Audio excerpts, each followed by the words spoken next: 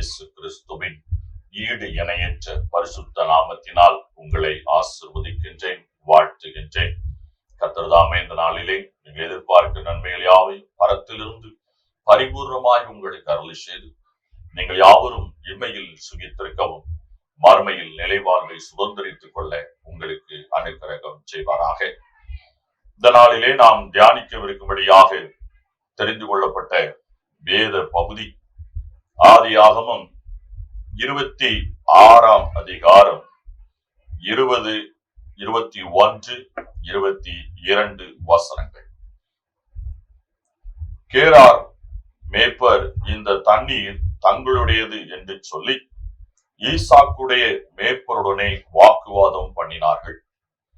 அவர்கள் தன்னோடு வாக்குவாதம் பண்ணினபடியால் அந்த துறவுக்கு ஏசேக் என்று பெயரிட்டார். வேறொரு துறவை வெட்டினார்கள். அதை குறித்தும் வாக்குவாதம் பண்ணினார்கள். ஆகையால் அதற்கு சித்னா என்று பெயரிட்டார். பின்பு அவ்விடம் விட்டு பெயர்ந்து போய் வேறொரு துறவை வெட்டினார். அதை குறித்து அவர்கள் வாக்குவாதம் பண்ணவில்லை. அப்பொழுது அவன், நாம் தேசத்தில் பழுகும்படிக்கு இப்பொழுது கர்த்தர் நமக்கு இடம் உண்டாக்கினார் என்று சொல்லி அதற்கு ரெகோவோத் என்று பெயரிட்டார். அருமையான கர்த்தருடைய பிள்ளைகளே, வாக்குவாதம் இந்த நாட்களிலே ஒவ்வொரு காரியங்களிலும் அநேக வாக்குவாதங்கள் ஏற்படுகிறதை நாம் பார்க்கின்றோம். குடும்பத்திலே, சொத்து விஷயத்திலே வாக்குவாதங்கள், திருச்சபைகளிலே வாக்குவாதங்கள், சமுதாய காரியங்களிலே வாக்குவாதம் என்பது கிறிஸ்தவர்கள் செய்யலாமா, செய்யக்கூடாதா? கிறிஸ்துவின் அடியார்கள் செய்யலாமா, செய்யக்கூடாதா? கிறிஸ்துவை தன்னுடைய சொந்த இரட்சகராக ஏற்றுக்கொண்டிருக்கிறவர்கள் செய்யலாமா, செய்யக்கூடாதா அப்படின்னு கேட்டா, வாக்குவாதம் பண்ணுவதற்கு கர்த்தர் நமக்கு அனுமதி கொடுக்கவில்லை. இதுதான் உண்மை. வாக்குவாதம் பண்ணுவது நம்முடைய ஆவிக்குரிய ஜீவியத்துக்கு ஒரு பெரும் அழிவை ஏற்படுத்திவிடும். ஆண்டவராகிய இயேசு கிறிஸ்து எங்கேயாவது ஒரு இடத்தில் வாக்குவாதம் பண்ணினாரா என்று சொல்லி நீங்கள் பார்ப்பீர்கள் என்று சொன்னால் அதற்கு அங்கு இடமே இல்லை. அதே நேரத்தில் ஆண்டவராகிய இயேசு கிறிஸ்துவினுடைய தாசர்கள் என்று சொல்லப்படுகிற அப்போஸ்தலர்களானாலும் சரி, தீர்க்கதரிசிகளானாலும் சரி, வாக்குவாதம் அவர்கள் பண்ணுவதில்லை. வாக்குவாதம் என்றால் என்ன? அதை நாம் முதலாவது புரிந்து கொள்ள வேண்டும். வாக்குவாதமான காரியங்களிலிருந்து நம்மை விலக்கி காத்து கொள்ள வேண்டும். அது நமக்கு மிகுந்த ஒரு மன அமைதியை அது கொடுக்கும். இங்கே ஈசாக்குடைய வாழ்க்கையிலே அவர்கள் துறவுகளை வெட்டுகிறார்கள். அந்த துறவுகளை வெட்டின உடனே தண்ணீர் கிடைக்கின்றது. அதை இது எங்களுக்குரியது என்று உரிமை கொண்டாடுகிறார்கள். நீங்க நன்றாய் கவனிக்க வேண்டும் ஒரு விஷயத்தை. என்ன கவனிக்க வேண்டும்? துறவை தோண்டும் பொழுது அவர்கள் தடுத்திருக்கலாம். அந்த இடத்தை அவர்கள் அடையாளம் காண ஆரம்பிக்கும் பொழுது அவர்கள் தடுத்திருக்கலாம். ஆனால் அவர்கள் பாருங்கள், தண்ணீர் வருவதை கண்டவுடன் அங்கே வாக்குவாதம் செய்கின்றார்கள். அருமையான கர்த்தருடைய பிள்ளைகளே, உங்கள் வாழ்விலே ஒரு நன்மை, ஒரு மேன்மை, ஒரு உயர்வு வருகின்ற பொழுதுதான் உங்களை சுற்றி இந்த வாக்குவாதங்கள் வரும். இதை நீங்க நன்றாய் கவனித்துக் கொள்ள வேண்டும். நீங்கள் ஒன்றுமில்லாதவர்களாக, எதுவும் செய்ய தகாதவர்களாக இருக்கின்ற பொழுது யாரும் உங்களிடத்திலிருந்து எந்த ஒரு வாக்குவாதமும் பண்ண மாட்டாங்க. நீங்கள் உங்க வீட்டை அருமையாக பிரம்மாண்டமாக நீங்கள் கட்டி எழுப்புகின்ற வேளையில் உங்கள் வீட்டை பார்த்து பொறாமை கொண்டு வாக்குவாதம் செய்வார்கள். அருமையான கர்த்தருடைய பிள்ளைகளை, அப்போ வாக்குவாதம் எப்பொழுது வருகிறது என்று சொன்னால் பொறாமையின் நிமித்தம் வருகின்றது. அப்போ ஒரு மனிதன் பொறாமையினால் ஒரு விஷயத்தை செய்யும் பொழுது அதற்கு எதிராக நாம் தர்க்கம் செய்வது வீண், விட்டுவிட வேண்டும். அதை கர்த்தர் பார்த்துக் கொள்வார். ஏன்னா அவங்களுக்கு நன்றாய் தெரியும், இது அவருடைய உரிமைதான், இது அவருடைய தேவைகள் தான், இது அவருடைய பிரயாசம் தான் என்று அவர்களுக்கு தெரியும். ஆனாலும் நம் மீது கொண்டிருக்கிற பொறாமையின் நிமித்தமாக இப்படிப்பட்ட காரியத்தை அவர்கள் செய்கின்றார். ஆகவே நம்முடைய வாழ்க்கையிலே பொறாமையின் நிமித்தமாக வருகின்ற வாக்குவாதங்களிலிருந்து நாம் விலகி கொள்ள வேண்டும். ஏன் அப்படிப்பட்ட வாக்குவாதம் அங்க வருதுன்னா, நாம முன்னேறி செல்வதை தடுப்பதற்கும் நம்முடைய வாழ்வில் ஒரு இடரலை கொண்டு வந்து சேர்ப்பதற்கும் நாம் போக வேண்டிய தூரத்தை அடையக்கூடாதபடி தடை செய்வதற்கும் இந்த வாக்குவாதங்கள் வருகின்றன. அப்ப இதுல போய் நாமும் வாக்குவாதம் செய்தால் நாம் பெற்றுக்கொள்ள வேண்டிய நன்மைகளை இழந்து விடுகிறோம். இயேசுவை குறித்து இப்படிதான் சொல்லியிருக்கிறது, அவர் வாக்குவாதம் செய்ய மாட்டார், கூக்குரலிட மாட்டார் அப்படின்னு சொல்லப்பட்டிருக்கிறது. அப்படின்னா என்ன அர்த்தம்? அவர் யாரு கூடயும் தர்க்கம் பண்ண மாட்டார். அப்படியானா சிலர் கேட்கலாம், சில காரியங்களை விலக்கி சொல்லலாமா, புரியும்படி சொல்லலாமா, சொல்ல வேண்டிய கட்டாயம் நமக்கு இருக்கிறதே அப்படின்னு சொன்னா, அதை கேட்கக்கூடியவர்களுக்கு, அதை புரியக்கூடியவர்களுக்கு தான் அதை நாம் சொல்ல வேண்டும். இவர்களுக்கு எல்லாம் தெரியும், இது நம்முடைய உரிமை என்று அவர்களுக்கு தெரியும், இது நம்முடைய பிரயாசத்தின் பலன் என்று அவர்களுக்கு தெரியும். ஆனாலும் நம்முடைய வளர்ச்சியை தடை செய்வதற்கு, நாம் மென்மேலும் வளர்ந்து பெருகிவிடக் கூடாதபடிக்கு தடை செய்வதற்காக இப்படிப்பட்ட காரியங்களை செய்வார்கள். நீங்க பாத்தீங்கன்னா, இந்த அமலேக்கியர் 16ஆம் வசனத்துல சொல்லப்பட்டிருக்கிறது, அமலேக்கு ஈசாக்கை நோக்கி, நீ எங்களை விட்டு போய்விடு, எங்களை பார்க்கிலும் நீ மிகவும் பலத்தவனானாய் என்றான். அப்பொழுது ஈசாக்கு அவிடம் விட்டு புறப்பட்டு கேராரின் பள்ளத்தாக்கிலே கூடாரம் போட்டு அங்கே குடியிருந்தான் என்று அங்கே சொல்லப்பட்டிருக்கிறது. அப்படின்னா நம்முடைய வளர்ச்சி மற்றவர்களுக்கு பிடிக்காமல் போகின்ற பொழுது இந்த வாக்குவாதமான காரியங்கள் வரும். அது உங்க சொத்து பிரச்சனையா இருக்கலாம், உங்க வீட்டு பிரச்சனையா இருக்கலாம், உங்க பண பிரச்சனையா இருக்கலாம், உங்க வேலை பிரச்சனையா இருக்கலாம், உங்க தொழில் பிரச்சனையா இருக்கலாம், நீங்க வாழுகிற பகுதியில் சார்ந்த பிரச்சனைகளாக இருக்கலாம். பொறாமையின் நிமித்தமாக வருகின்ற எந்த ஒரு காரியத்திலையும் நீங்கள் போய் தர்க்கம் செய்யாதிருங்கள். ஏனென்றால் ஆண்டவர் அவர்களை பார்த்து கொள்வார். அப்படின்னா ஆண்டவர் அவங்களை அடிச்சிருவாரா, அவங்களை தண்டிச்சிருவாரா? இல்லை, அப்படி கிடையாது. ஆண்டவர் உங்களுக்கென்று புதிய காரியத்தை செய்வார். நீங்கள் வாக்குவாதம் செய்கின்ற பொழுது, நீங்க நன்றாய் பாருங்க, இருவர் வாக்குவாதம் பண்ணும்போது முதல்ல மெதுவான வார்த்தைகள் பேசுவாங்க. அதுக்கப்புறம் அந்த வாக்குவாதம் உச்சுகின்ற பொழுது மனிதன் கோபத்தின் உச்சத்தில் போய் பேசக்கூடாததை, சொல்லக்கூடாததை எல்லாம் பேசி சொல்லி விடுவார். அப்போ உங்களுடைய ஆவிக்குரிய ஜீவியம் அங்கே கெட்டு போய்விடும். நீங்கள் உங்களை அறியாமலேயே பேசக்கூடாத வார்த்தைகளை பேசி விடுவீர்கள். அது நிமித்தமாக உங்கள் பேருக்கு, உங்கள் நற்பெயருக்கு ஒரு களங்கம் ஏற்படும்.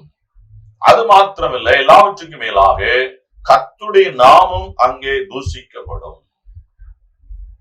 இங்க நீங்க பாத்தீங்கன்னா, அதுக்கப்புறம் போய் ஒரு துறவை வெட்டுறாங்க, அங்கேயும் தண்ணீர் வருகிறது. அதுக்கப்புறம் இந்த வாக்குவாதம் செய்யறவங்க நிறுத்தி கொள்ளுகிறார்கள்.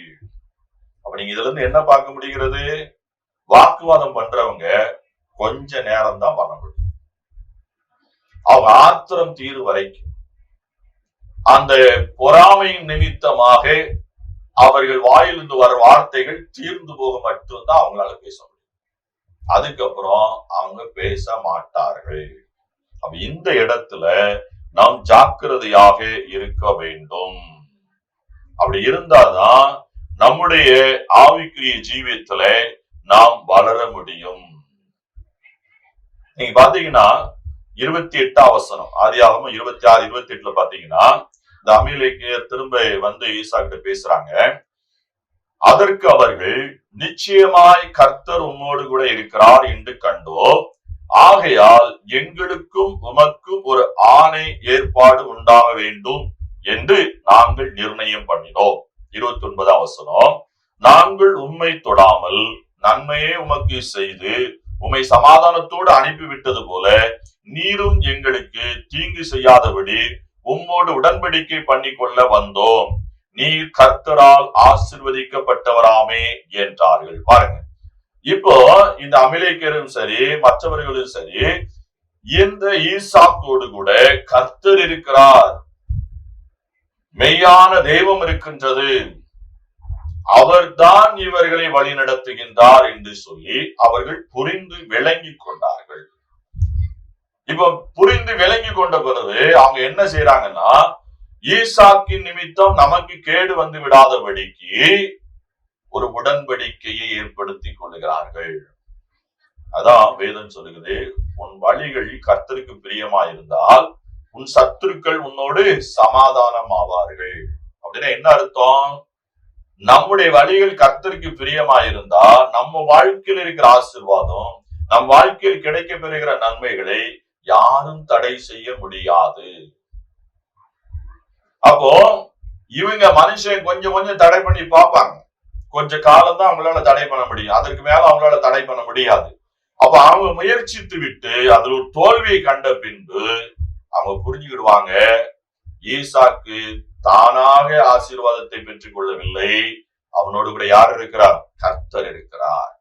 இப்ப உங்க வாழ்க்கையிலையும் ஆண்டவராகிய இயேசு கிறிஸ்து இருந்து செயல்படுகிறார் என்பதை உலகம் அறிந்து கொண்ட பின்பு, உறவுகள் அறிந்து கொண்ட பின்பு, சமூகம் அறிந்து கொண்ட பின்பு உங்களோடு வாக்குவாதம் செய்வதை நிறுத்தி விடுவார்கள். ஆனா நீங்களா போய் இவங்க வாக்குவாதம் செய்வதை தடுத்து நிறுத்த வேண்டும் என்று சொல்லி முயற்சித்தால் நீங்கள் பெற்றிருக்கிற அபிஷேகத்தை, நீங்கள் பெற்றிருக்கிற ஆசீர்வாதத்தை நீங்கள் இழக்க நேரிடும். இன்னைக்கு அநேக பிள்ளைகள் இப்படிதான் இழந்து போறாங்க. எப்படி இழந்து போறாங்க?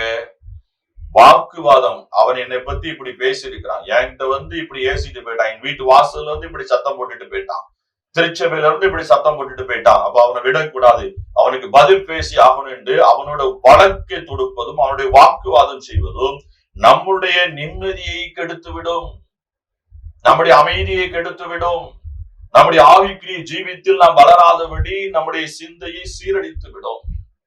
இன்னைக்கு அநேகருடைய வாழ்க்கையில இப்படிதான் நடக்கும். இன்னைக்கு அநேகர் இப்படிதான் கர்த்தருடைய ஆசீர்வாதத்தை பெற்றுக்கொள்ள கூடாதபடிக்கு தடையில் இருக்கின்றார்கள்.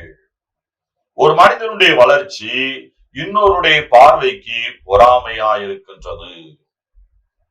நிச்சயமா பொறாமையா தான் இருக்கும். அதனால பொறாமையின் நிமித்தமாய் செய்யப்படுகிற காரியத்திற்கு நாம் பதில் செய்யக்கூடாது. பொறாமையினால், எரிச்சலினால் நம் மீது தாக்குதல் நடத்துகிறவர்கள் ரொம்ப காலம் அந்த தாக்குதலை நீடித்து கொண்டே போக முடியாது. அது எந்த விதமான தாக்குதலாக இருந்தாலும் சரி. அப்போ கிறிஸ்துவின் பிள்ளைகள், கிறிஸ்துவை சொந்த இரட்சகராக ஏற்றிருக்கிற நாம் வாக்குவாதம் செய்வதை நிறுத்திவிட வேண்டும். வாக்குவாதம் செய்யக்கூடாது. யாரோடையும் வாக்குவாதம் பண்ணாதீங்க. சகோதரனோடு வாக்குவாதம் பண்ணாதீங்க, கணவனோடு வாக்குவாதம் பண்ணாதீங்க, மனைவியோடு வாக்குவாதம் பண்ணாதீங்க, சமூகத்துல இருக்கிறவர்களோடு வாக்குவாதம் பண்ணாதீங்க, உங்களோட வேலை செய்கிறவங்களோட வாக்குவாதம் பண்ணாதீங்க.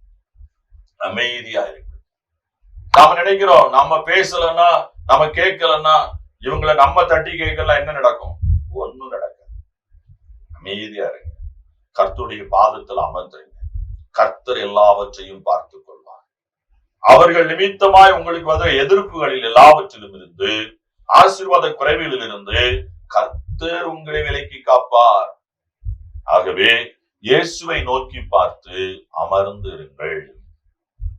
இயேசுவை நோக்கி பார்த்து அமர்ந்திருங்கள். இதுதான் ஆண்டவர் நம்மிடத்தில் எதிர்பார்க்கிறார். ஆகவே அருமையான கர்த்தருடைய பிள்ளைகளே, இன்னைக்கு ஆண்டவர் நம்ம கற்றுக் கொடுத்திருக்கிற காரியம் என்னவென்று சொன்னால், நாம் வாக்குவாதம் யாரோடு கூடயும் பண்ணக்கூடாது. அப்போ யாருக்காவது காரியத்தை விலைக்கு சொல்ல வேண்டும் என்று சொன்னால், பொறாமை நிமித்த வாக்குவாதம் பண்ணுகிறவர்களுக்கு நீங்க விலைக்கு சொன்னாலும் அவர்கள் ஏற்றுக்கொள்ள மாட்டார்கள். ஏனென்றால் அவர் விளங்கி கொண்டு வந்துதான் உங்களோடு வாக்குவாதம் பண்ணுகிறார். அப்போ புரியாம யாராவது வாக்குவாதம் பண்ணினா அவங்களுக்கு தான் காரியத்தை புரித வைத்து அவங்களை சமாதானப்படுத்த வேண்டும். பொறாமையினாலும் எரிச்சலினாலும் வாக்குவாதம் பண்ணுகிறவர்களோடு நீங்க எந்த ஒரு வாக்குவாதம் பண்ணாதீங்க.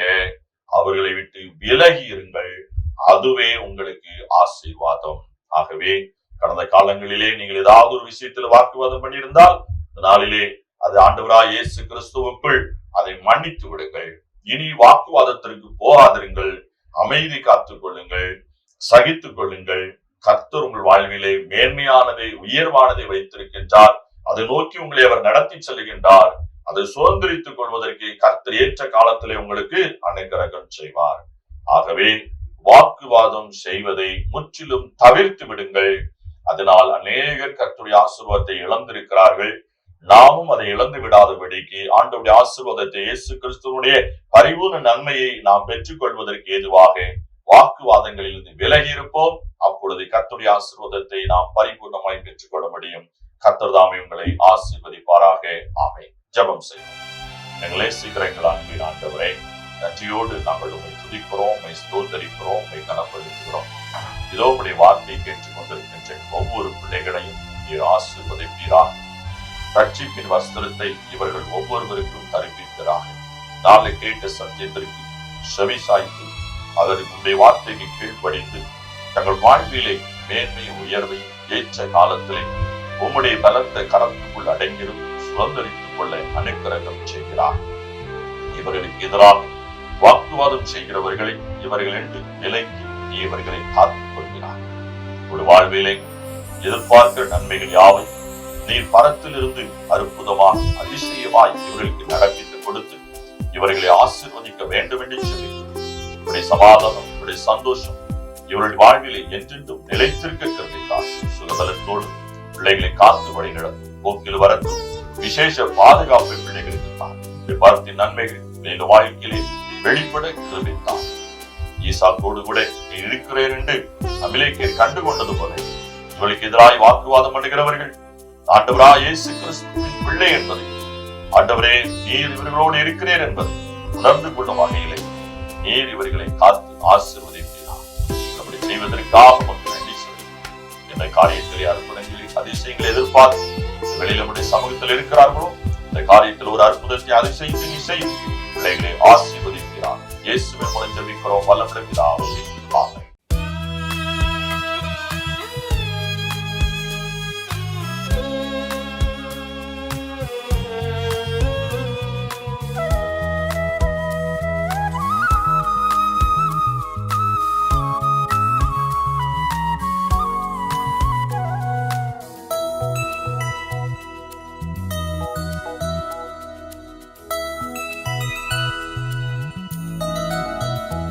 உள்ளம்மா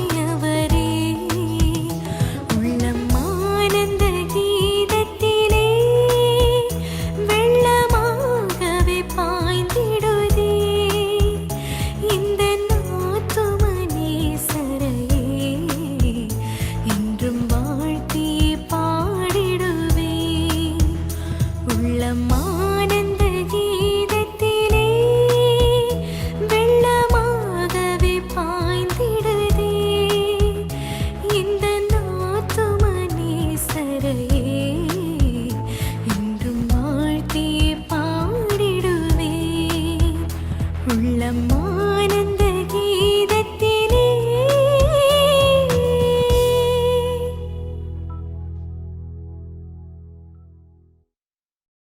நானே நல்ல மேய்ப்பன், நானே நல்ல மேய்ப்பன், இந்த உலகை ஆளும் மேய்ப்பன், இந்த உலகை ஆளும் மேய்ப்பன்.